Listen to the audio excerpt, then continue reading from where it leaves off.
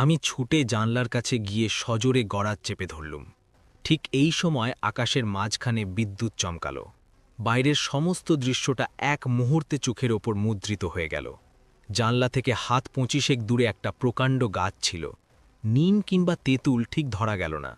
সেই গাছের গোড়ায় একটা ভীষণাকৃতি লোক কোদাল দিয়ে প্রাণপণে কোপাচ্ছে। সর্বাঙ্গ বেয়ে জল পড়ছে, পরনে কাপড় আছে কি উলঙ্গ ঠিক ধরা গেল না। কৌতূহলে ভয় অনেকটা চাপা পড়ে গেল। আমি আরেকবার বিদ্যুতের আশায় বাইরের অন্ধকারের দিকে তাকিয়ে রইলুম। আবার বিদ্যুৎ। দেখলুম ক্লান্তি নেই, বিশ্রাম নেই, বৃষ্টির দিকে ভ্রুক্ষেপ নেই। লোকটা সমভাবে গাছের গোড়ায় কোদাল চালাচ্ছে, আর সেই কোদালের তালে তালে ঘরের মধ্যে আলমারির ভিতর থেকে শব্দ আসছে, ঝনঝন ঝনঝন। আমার ভয় অনেকটা কেটে গিয়েছিল।